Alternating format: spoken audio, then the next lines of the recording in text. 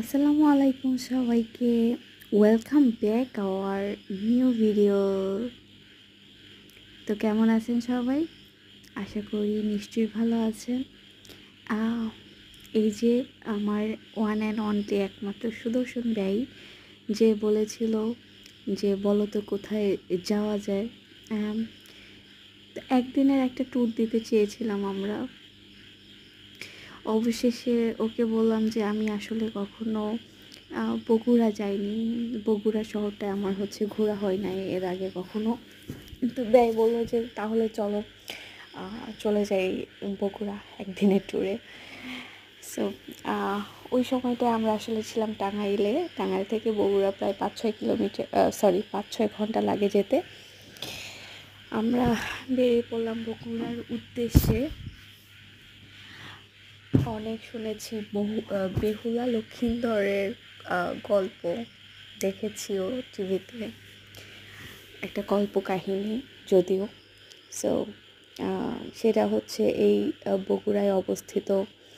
বগুড়ায় রয়েছে মহাস্থানগড়, জাদুঘর।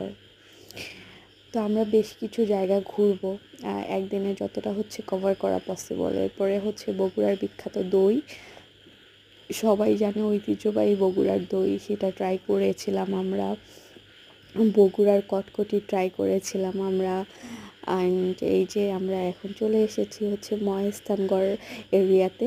ও, এরপরে আমরা মোমো ইনেও গিয়েছিলাম। আসলে অনেক সুন্দর একটা জায়গা মোমো ইন, ডিজনি ওয়ার্ল্ডের মতো দেখতে। তো এই যে এখন আমরা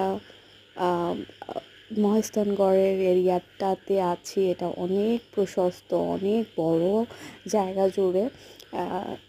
লেখা দেখলাম তাও প্রায় খুব সম্ভবত 50% মতো মহেস্থানগড় আবিষ্কৃত হয়েছে।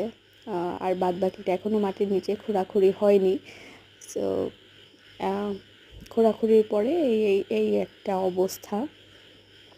এখন আমরা যতটুকু দেখতে পাচ্ছি বা প্রদর্শন হয়েছে, ততটুকু কেবল খোঁড়াখুড়ি করে 50%, খুব সম্ভবত 40 অথবা 50, আমি ঠিক বলতে পারবো না। আর এই যে খালটা, এই খালটাতে দিয়ে বয়ে গিয়েছে এই বেহুলা লক্ষীন্দরের যে গল্প, এই খালটা জুড়ে তারা চলে গিয়েছে, আমি যতটা জানি। তো এই যে এখন এই এরিয়াটাতে একটু ঢং করতেছিলাম। ভালো থাকেন সবাই, আল্লাহ হাফেজ।